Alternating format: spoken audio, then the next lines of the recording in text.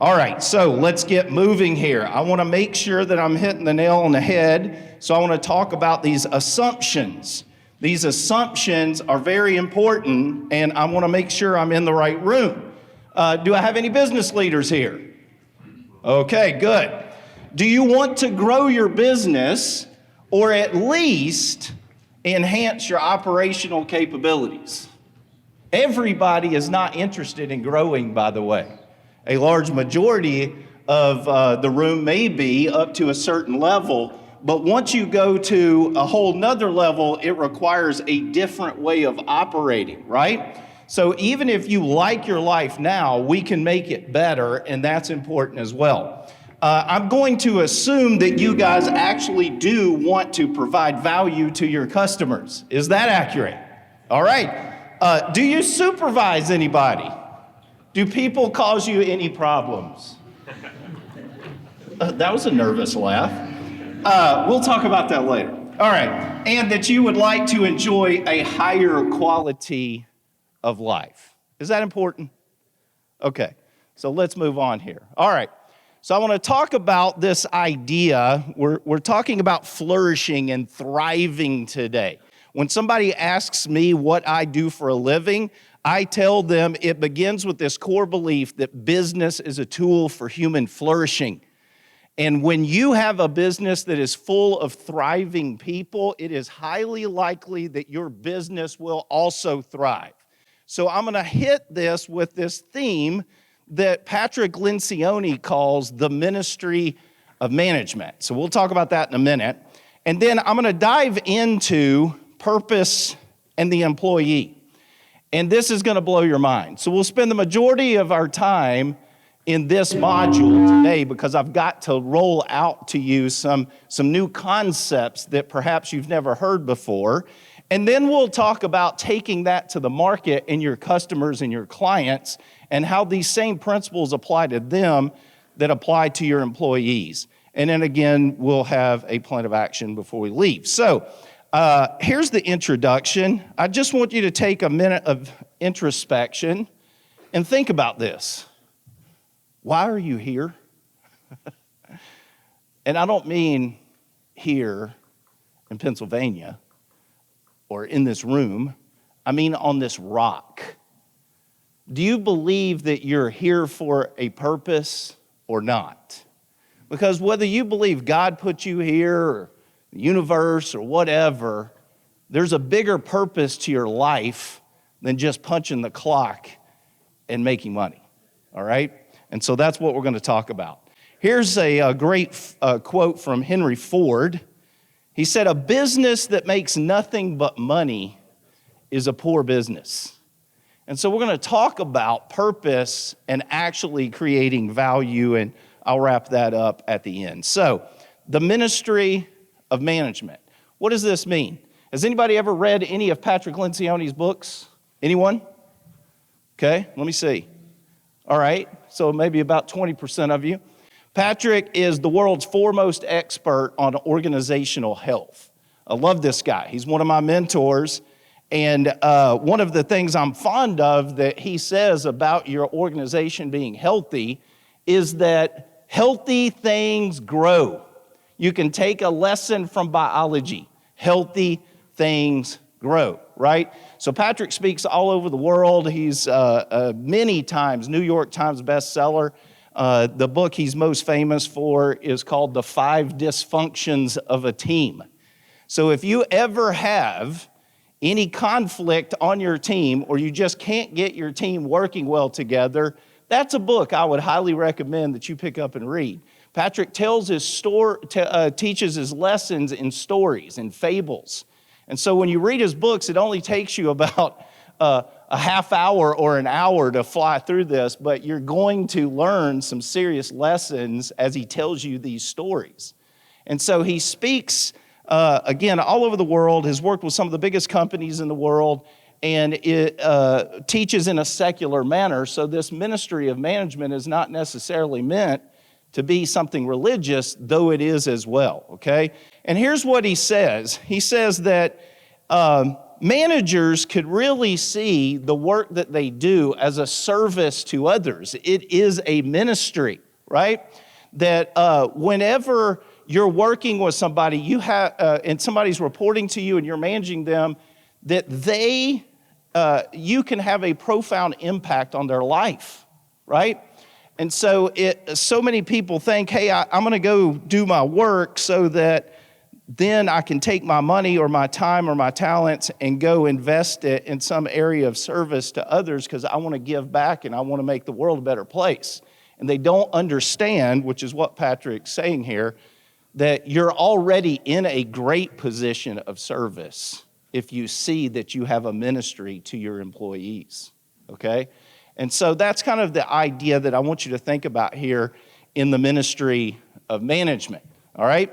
So here's a key concept that I want you to think about because you have been put in this incredible position of leadership. And when you run a business or own a business, you'll hear this term thrown out a lot called stewardship, that you're a steward, a fiduciary, or you're financially stewarding your business or your books or that kind of thing. And obviously SynkedUP helps with a lot of this, right?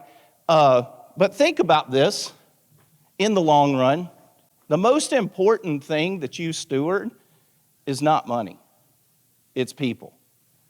People matter far more than money, okay?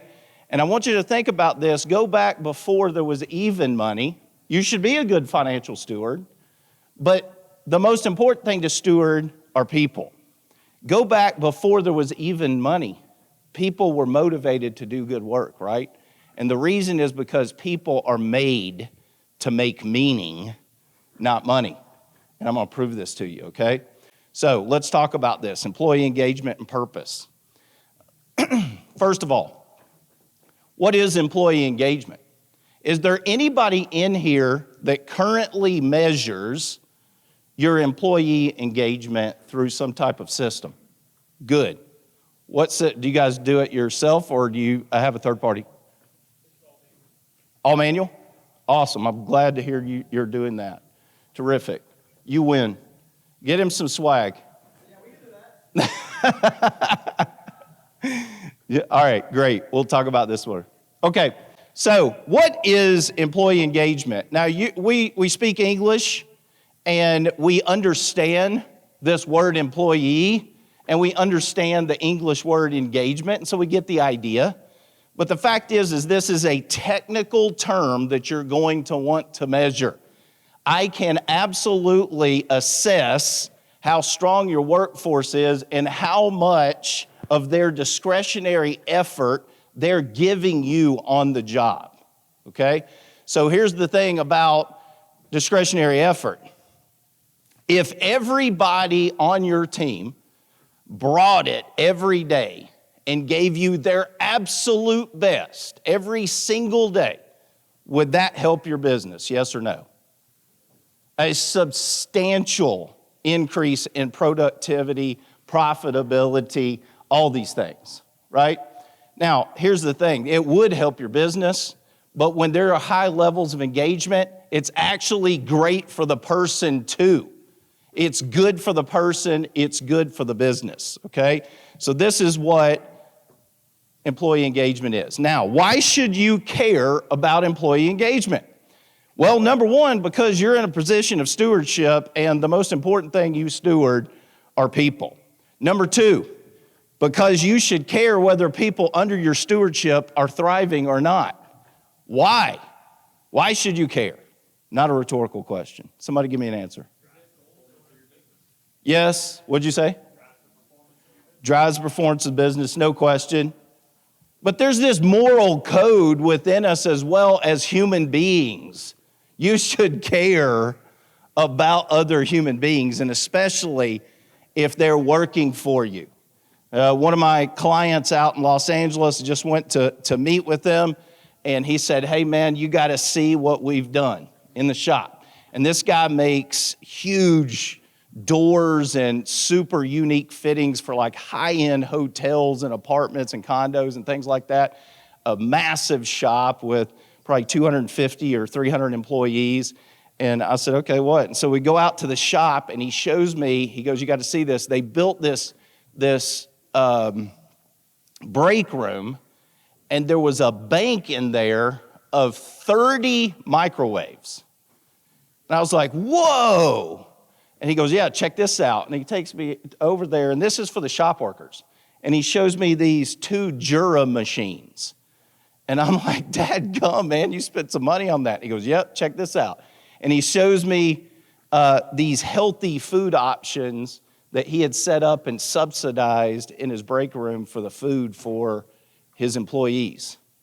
And I was like, dude, this is incredible. His name happens to be Brian as well.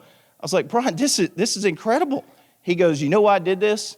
Because the last time you spoke, you talked to me about caring about my employees. And he goes, man, I've owned this business. This guy's a multimillionaire. He goes, I've owned this business for years, and I have this awesome office upstairs, and I have the very best coffee and healthy food, and when I'm ready to eat, I eat. He goes, and then I went down and noticed that my employees are coming in and standing in line for 20 minutes to use our one crappy microwave. And he goes, while I've got the best coffee, we had basically gas station coffee for them. And all their things that they could grab to eat quick were bad for them. And he goes, and I started thinking about this. These guys bleed for me. I wouldn't have anything if I didn't have them. They literally bleed for me out there on the floor. And they work in very hot weather. They work in cold weather. They work in difficult conditions. And I'm going to take care of these guys now. It was awesome.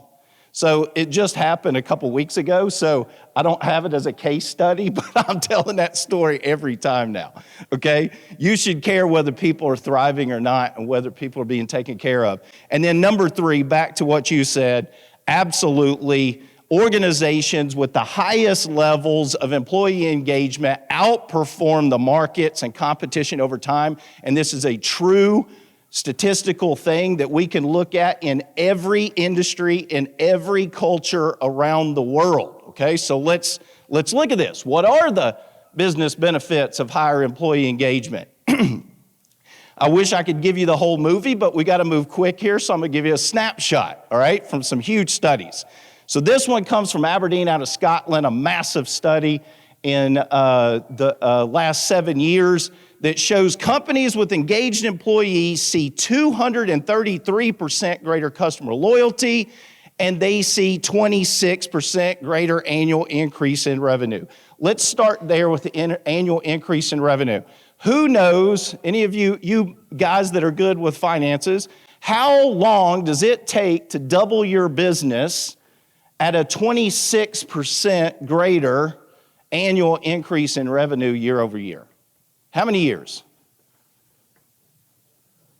How many? Who knows the rule? Yes, the rule is 70 seconds, okay? So it takes 3 years. So whatever your rate of return is when it is compounded, you divide that by 72, okay? So it basically takes you 3 years to double the size of the company if you have 26% greater annual increase in revenue 3 straight years. It'll double what it is today, okay? So you understand that's a benefit, and anybody would sign up for that usually. But let's go up to the top. This is more important to me and maybe for you. Companies with engaged employees see 233% greater customer loyalty.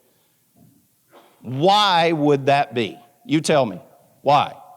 Why would an engaged employee workforce lead to greater customer loyalty? Yes. What else?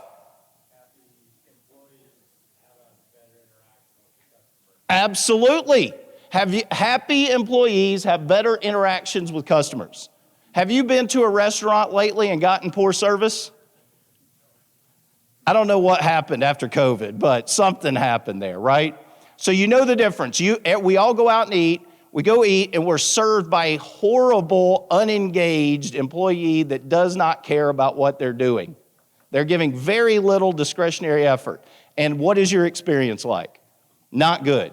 Now, flip it around. You go out to eat and somebody loves to serve and they're joyful and they're happy and they're checking on you and everything. Your drink's always full and they make sure the food's hot before they even bring it out to you, and your ketchup bottle is not empty. You see what I mean? Your experience is far greater. So think about this as a leader. When you pour into people, use the idea here of a pitcher of water, pouring into your employees. Your employees are a cup, and as you pour into them and all that water comes up and spills over onto the table, you know what that is? That's customer service, the water on the table. Happy, engaged, fulfilled employees will always deliver better customer service. This was a massive study all over the world. 3 major organizations, Gallup, Carnegie, and Dynamic Signal focused on this. And it shows this: companies with high engagement are 21% more profitable than their competitors. Now, we talked about higher revenue. We're talking about profit. You guys know there's a difference, right? Why would they be more profitable?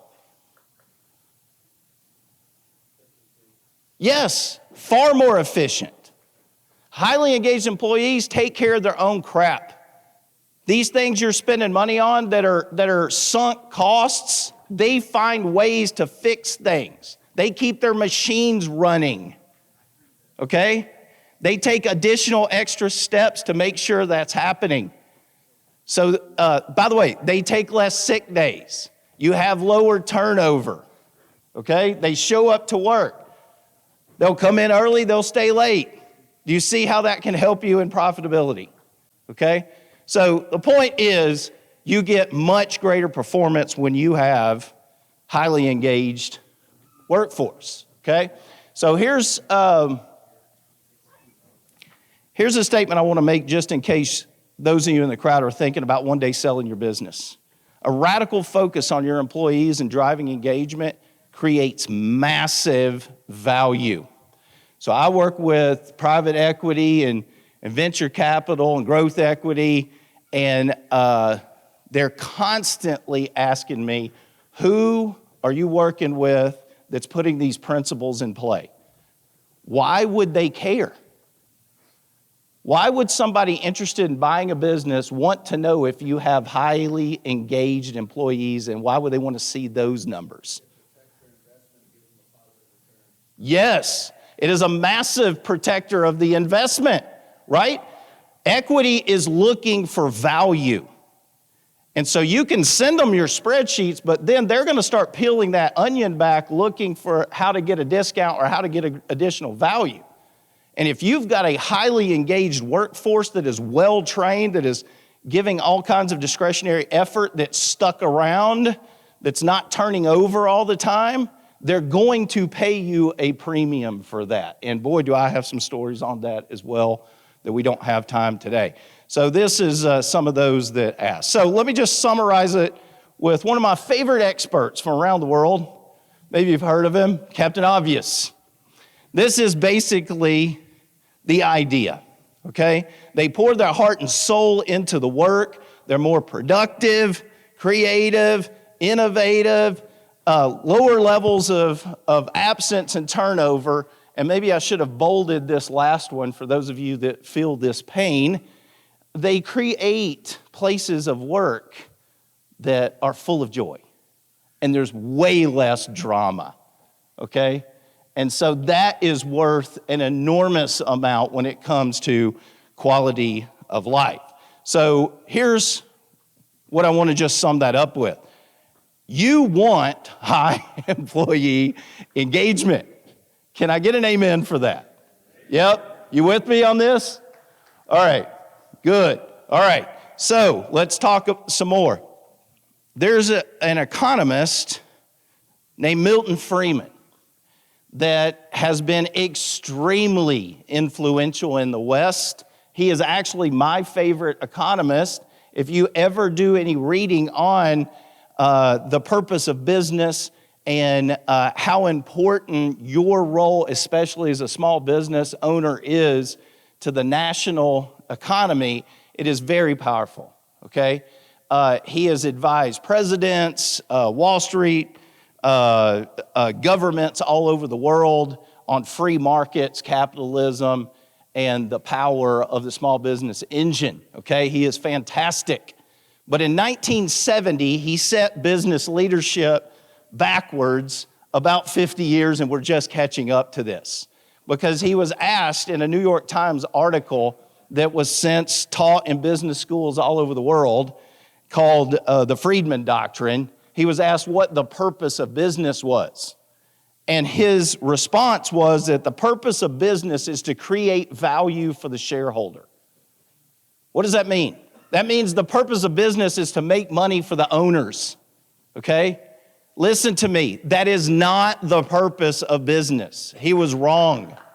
That is one purpose of business. The purpose of business is actually that the human race would advance, that businesses would provide value to their communities locally and globally, that businesses would help change people's lives. Business is bigger than just money, okay? So let's look at a couple of big business tycoons here. Sir Richard Branson, who knows what brands he's famous for? The Virgin brands, a self-made billionaire, okay? And so when Freeman said that the purpose of business is to make money for the shareholder, what that doctrine, the Friedman Doctrine is called, is the primacy of the shareholder. And so what we're saying is, no, it's not the primacy of the shareholder, that's backwards, it's primacy of the employee, okay? You can have your cake and eat it too if you buy into this idea. And Branson says, put your staff first, your customers second, and the shareholder third. He's got it right. That's the formula for success. So wait a minute, let me pick on this for a second. If you started with this idea that the primacy of the shareholder, that it's really about me as the business owner, how do you make decisions? Who's next most important? Is it the customer or the employee? You've heard me speak, so you know the right answer, but what would you think if you're thinking it's really about primacy of the shareholder? Then the customer is now king, right? And the customer's not wrong. And what are your employees? They're a means to an end. Do you see how you make decisions backwards? This is a problem. And so the Virgin brands in particular are known for customer service. This is why I use Branson in this slide deck. There is not a company on the earth that is known for better customer service and a better customer experience than what Virgin delivers. Has anybody ever flown one of their airplanes? No. You have? Yeah. Virgin Atlantic or Virgin America or what? Atlantic. Yeah, what was your experience like? Yeah. Awesome. So one time I went to, they sold to Alaska Airlines here in the United States, but one time I went to fly them out west, and you know, I'm on planes all the time. Don't ever see anything special. I'm walking through the airport, and all of a sudden up ahead at my gate, it's like this pinkish glow. I'm like, what is that? It was like a nightclub or something. So I get up there, and it's the Virgin thing, and they've completely transformed their gate. They rolled a red carpet out the jetway all the way to the front. They had a big bowl that they brought out and put in front that brought all the snacks outside. We hadn't even boarded yet. All right? They're dressed sharper. They brought these mood lights out and put them so it's like this purplish pink glow behind there. The employees are super nice. You go on the plane is lit up. It was before anybody else had white inside the airplanes. All their seats were white, even in coach. They were the first to use the video games. But what was cool about it is the video games weren't for you. They were in the back of the seat, but you couldn't play them by yourself. They were forcing you to play with somebody else on the plane. So they were trying to build community, right? And so the point being that their customer service and customer experience, that's what they're known for the world over. But if you hear Branson speak, he will always say, it is about the employee first, the customer second, and the shareholder third. To that point, here's Jack Welch, who is known as Neutron Jack back in the day. He had a complete transformation in his mindset. He was one of the most ruthless shareholder advocates. He was a disciple of Friedman, the CEO of GE, and he would fire, okay? Neutron Jack was his nickname. And so in his later years, he completely flipped and said, shareholder value is the dumbest idea in the world. And what he's saying is it infects every decision you make. And he tells all kinds of stories about how they would make these brutal decisions to eke out another penny on the bottom line for that quarter's share report, okay? And so he says it's a result which is correct. So if you take care of your employees, they take care of your customers, and ultimately you're doing better. Now, there's 3 types of employees that we can measure.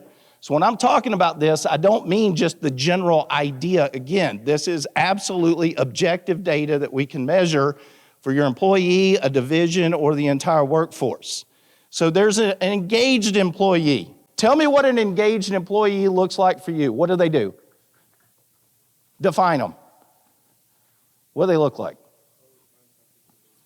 Always finding something to do. Speak up so I can hear you. Dedicated. Dedicated, yes.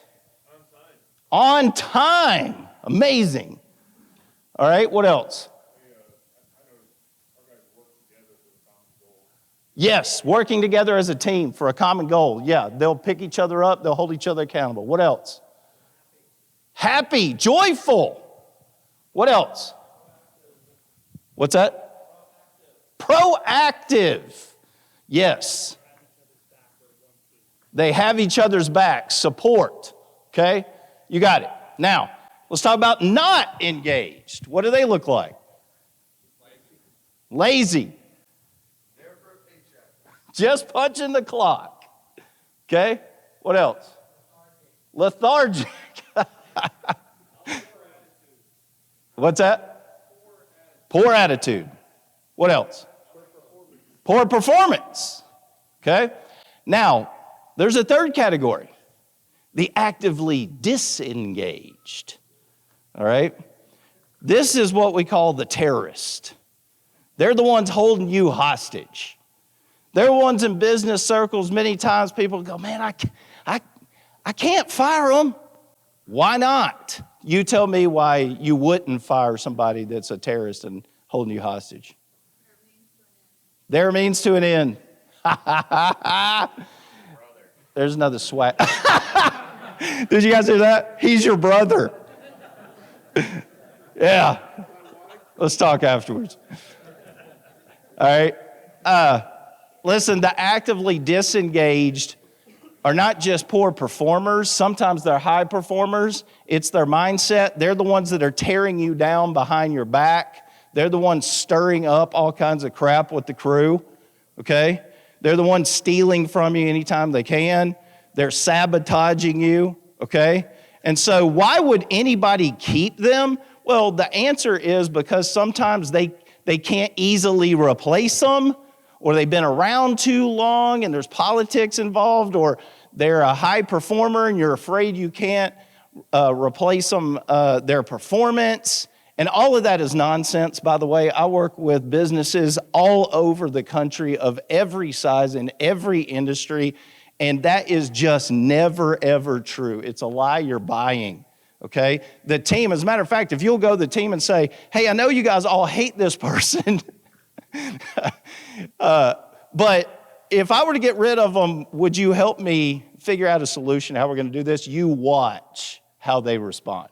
It is incredibly powerful how they will do that, and I wish I had time to tell you some of those stories, okay? Now, I tricked you a little bit, by the way. It was a little bit of a trick question when I said, give me an example of not engaged, and you immediately went to the negative, which is what everybody does, by the way. But it is a trick question, because those that are not engaged are not necessarily bad. As a matter of fact, you could think of them as neutrals. They can get sucked down by a leader that's actively disengaged, but they can also get pulled up to engaged as well. And sometimes they're even satisfied, but you're leaving all kinds of performance on the table, and I'll give you a little clip here in a second to prove that. So just remember that. Now, this makes my heart hurt. Only 33% of the United States workforce is engaged. We measured this every 2 years in the United States and globally. Millions and millions and millions of surveys are given on this, and that is all compiled in a global report every 2 years. We'll get a new one this fall, as a matter of fact. So this is not good, okay? But here's what is worse. Because everybody knows this now or is waking up to this, and we have all these stats to prove it, only 25% of business leaders have an employee engagement strategy.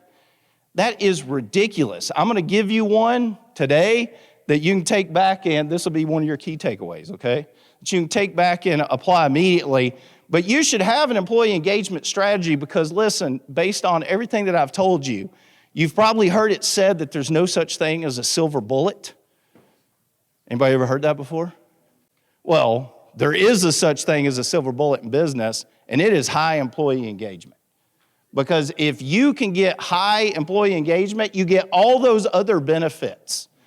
You get innovation, you get cost control, you get better customer service, you get people taking care of the equipment better, you get people showing up, they lower all kinds of costs that are built into your business in this industry, okay?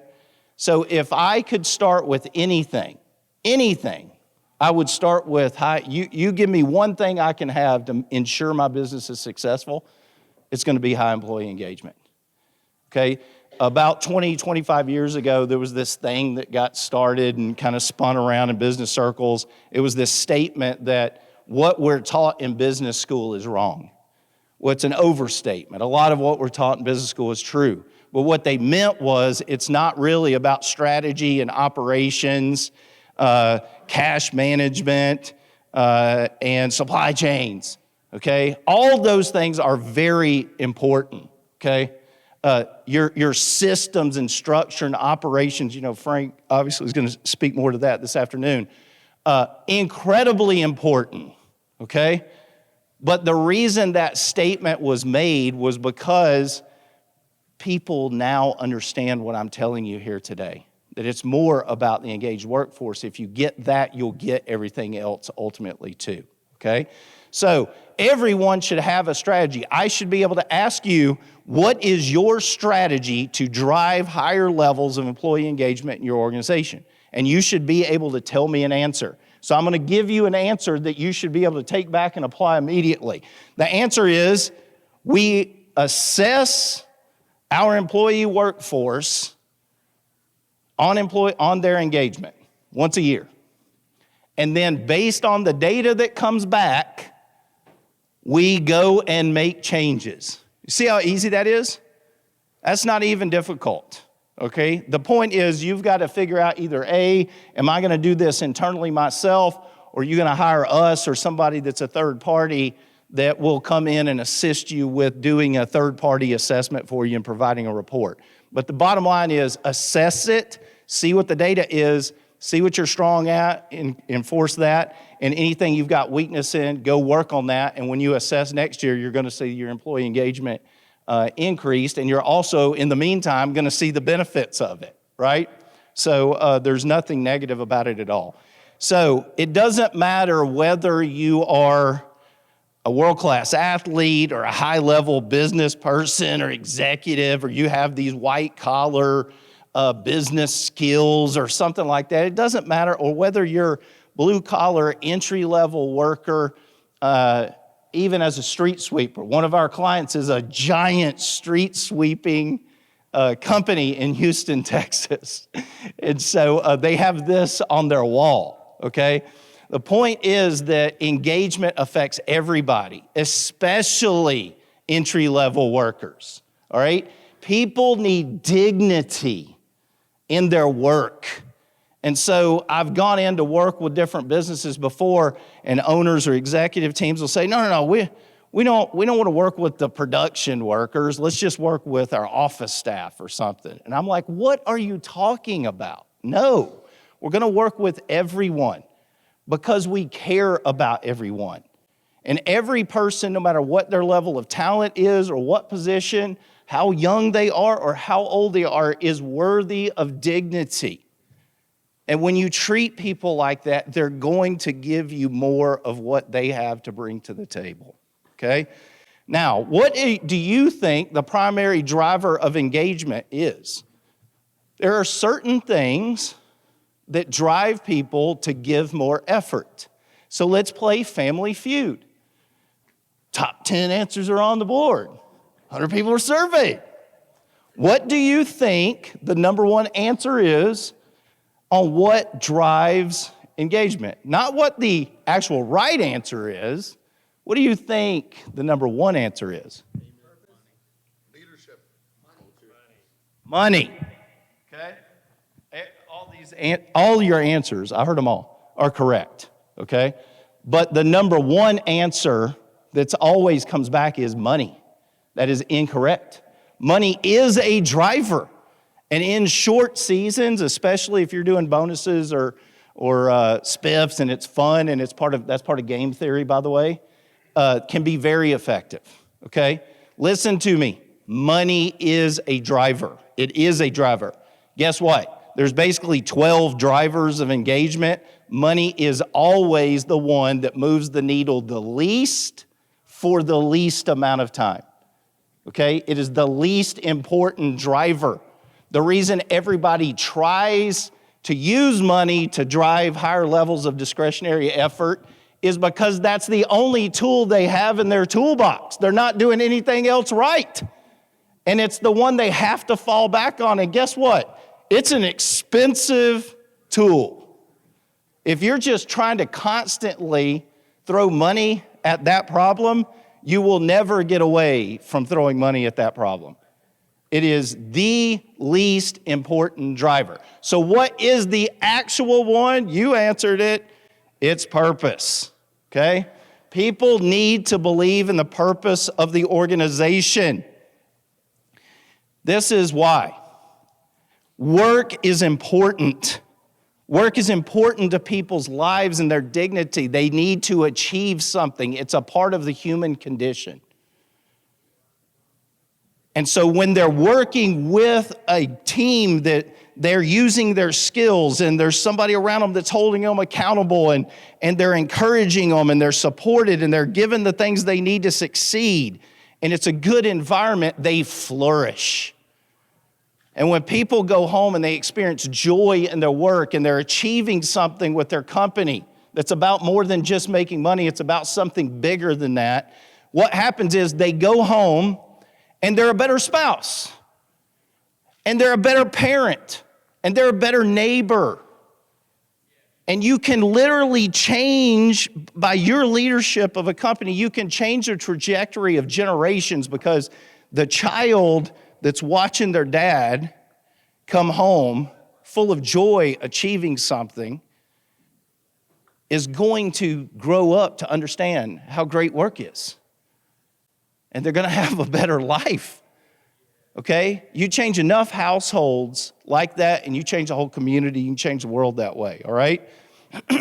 Every organization needs to have an idealistic purpose, and I'm going to give you a couple examples of this. This is what Pat says, okay? Ultimately, every business needs to be able to help people make their lives better through everything that they do, okay? So why is there higher discretionary effort given by employees in purpose-driven organizations? It's brain science. So let's take a look at this. This is another book that is a very famous, one of the top 10 business books of all time, okay? Written in the last 20 years, Simon Sinek. You can watch his TED Talk if you'd like, and you don't want to read the book, but I'm going to give you the Cliff's Notes right now.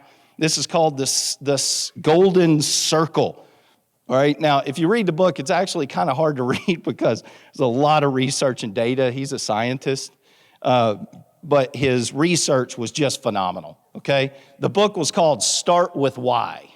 Start with why. In America, what do we usually start with? What? You know, we even have this thing that's part of our culture. What do you do for a living? You immediately go to what instead of why, right? And so Simon says you don't want to do that because the way the brain works that we're aware of now, okay? So listen to this, very important.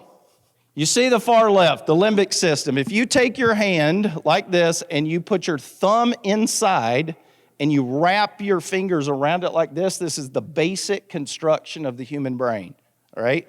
Inside is the limbic system. It's wrapped by the neocortex, okay?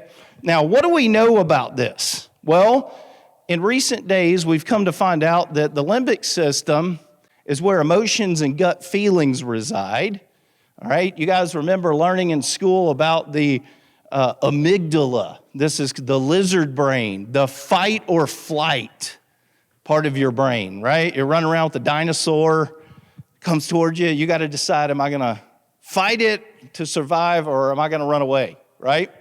So this is where decisions are made. Where decisions are made.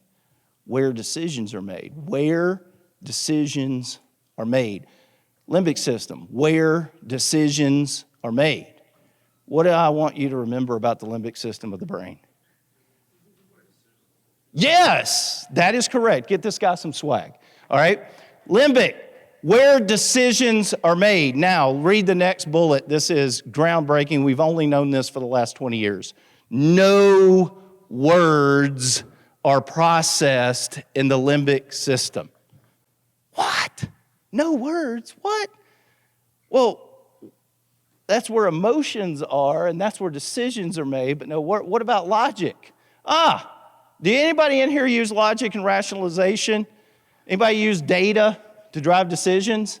I'm huge on data-driven decision making, okay? I love it. I bet Frank is too. Yes? Okay?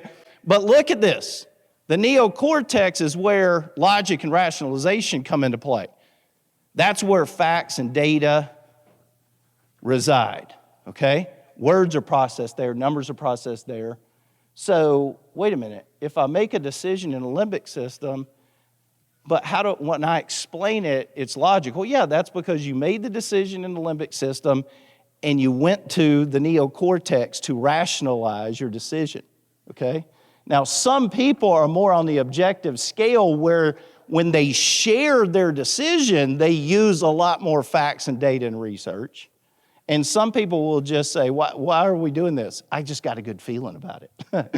They're more subjective, right? But here's what we now know about the brain is that everybody makes the decisions in the limbic system and goes to the neocortex for backup in explaining their decisions. Now, why is this important in your world? Well, number one, you want to drive, this is why purpose is important because it gets people to engage more with the limbic system than the neocortex, okay? But if you grew up and you're somewhat close to my age, you remember that we were taught to sell features, advantages, and benefits. Anyone ever hear this? So I was taught to sell features, advantages, and benefits, and then I became a sales trainer. And I taught people how to sell features, advantages, and benefits. Now, you can sell features, advantages, and benefits, but what happens is, what part of the brain are you selling to? You're selling to the neocortex. And where's the decision made? In the limbic, okay? So what you're forcing people to do is create their own reason to buy from you when all you're selling is features, advantages, and benefits. They're not connecting to you at a deeper level in the limbic and on purpose. They're just hearing you. You're basically now a commodity, okay? And so they're coming up with their own reason to buy from you on what these features, advantages, and benefits are going to help them accomplish, but it's not connected to you, which creates A, a sticky customer, or B, a transactional customer.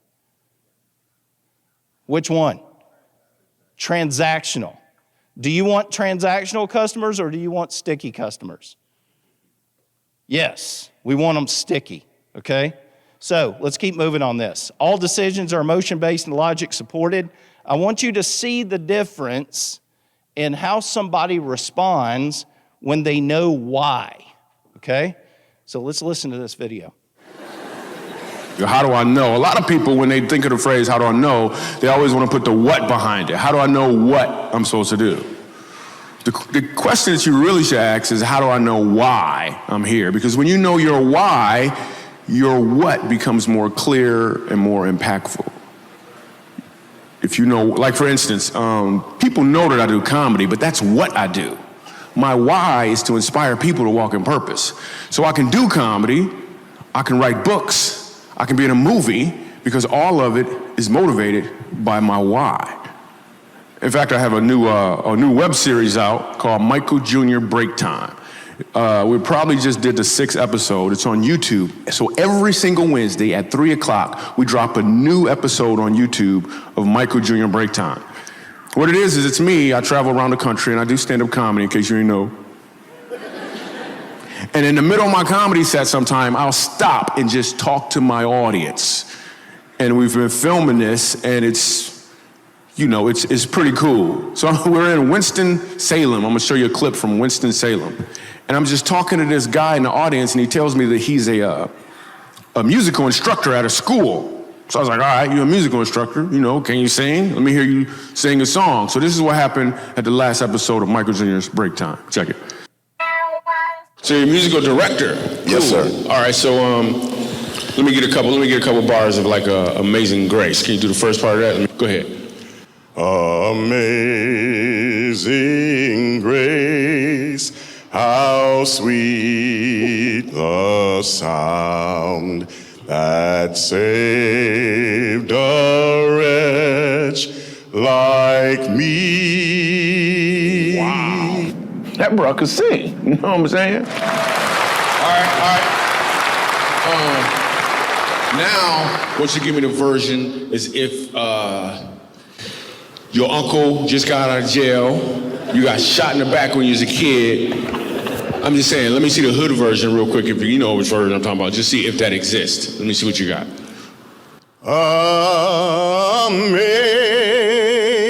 Amazing grace, how sweet the sound that saved a wretch like me. I once was lost, but now, right now I'm found. Was blind, but now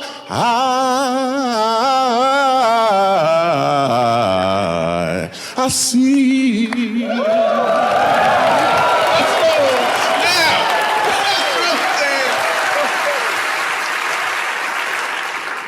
Okay, here's what I want you to catch. The first time I asked him to sing, he knew what he was doing. The second time, he knew why he was doing it. When you know your why, your what becomes more impactful because you're walking towards or in your purpose. Woo, how powerful is that, right? So, awesome. So think about this, back to employee engagement, okay? Why purpose is so important. Now, I know it was the same guy and he just sang twice, but the first guy was good, you see? He wasn't engaged, but he was good. He would have been not engaged, satisfied employee. And so when I go into companies and I look at the workforce, I'm like, dude, we got all kinds of stuff we're leaving on the table here. What are you talking about? Well, like that guy. Shh, that guy's the least of our problems. He's good, man. Let's go work on something else. You see what you're leaving on the table, what the second guy brought, okay? When people are motivated by purpose and they're engaged, They will give you more discretionary effort, okay? So let me wrap this section up with this. So Jim Collins' book, Good to Great, he did all this research and showed how companies become great companies over time. And the author of Firms of Endearment, Mackey, said, whoa, Collins completely missed purpose. The most important thing. He got everything right on the bullseye on the archery target, except for the bullseye. And he said, we can prove this. And so he went out and they did these double-blind studies with these different businesses that are purpose-driven versus Collins' Good to Great. And look what happened, man.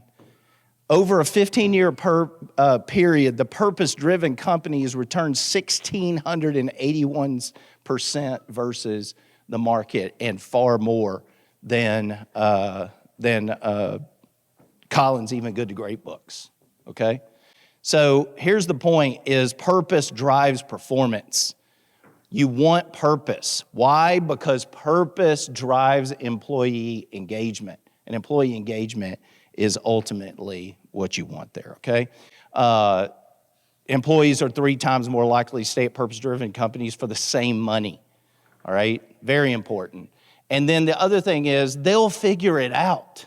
If they're committed to your purpose and you do a good job of driving purpose through the organization, the employees will figure out how to do things. You can actually go on a vacation. Imagine that, okay? So many small business owners we work with, they feel like they're stuck on a treadmill. Like, I have to do this, and if I get off the treadmill, the whole thing will crash. And so when you've got an engaged workforce, the workforce will figure it out because they care as much as you do, okay? Very cool. All right, so let's stop there. Weston, we got about 10 minutes. Is that what you said? 10 minutes. Okay, so let's take about 5 minutes right now and do some key takeaways, okay? Discuss that, and then I want to get a report from 2 or 3 of you on your biggest takeaways, all right? Take 5 minutes. Hey, for the sake of time, while we're doing this as well, what I'd like you to do is your start, stop, and continue. You can also capture something there. So that exercise is about this. Something that I've heard today that is going to get me to start doing something I'm not already doing, okay? That's what I'm looking for in start. Stop is I'm going to stop doing something based on what I've heard today, okay? Something I'm currently doing that I'm going to stop doing. And then something, continue, is something you've been affirmed in today that you're going to continue doing, all right? That's the start, stop, continue, so you can have that conversation as well. Give me something, a key takeaway that resonated with you guys. Just to determine our level of employee engagement and not take it for granted. Awesome. Not taking engagement for granted and to assess that. A great takeaway. Okay? What about that table? Give us a takeaway. We were just talking about the why, like how do we define that why with our employees? We've watched that Simon Sinek TED Talk with our team. Yeah. And we just are struggling with like how do we define the why as a team for our clients. So awesome. Yeah. All right, let's talk. All right, somebody else. One more key takeaway. All right, we're gonna create and initially annually, possibly quarterly, assess all of our employee engagement and make changes or upgrades based on our findings. That's the main. Excellent. Okay, just real quick, I'll give you a pro tip. Only do engagement once a year. And if you want to do another assessment, do employee satisfaction once a year as well. And so you're doing one every 6 months. It's really difficult to take enough action to move the needles when you try to do it quarterly. Just a pro tip on that. Okay, somebody give me I want to start, a stop, and a continue. So somebody give me something you're going to start doing that's different than what we've heard. I said employee off-site activities. Going to start doing employee off-site activities. All right, somebody give me a stop. Or what? just focusing on myself, and I need to learn that my guys, I need to keep them around more and find their purpose and make them realize this isn't just a job for them. I want them to be able to be successful and have a career. Phenomenal leadership.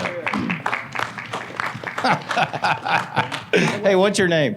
Anthony. Anthony, thank you, buddy. That's what I live for right there. All right.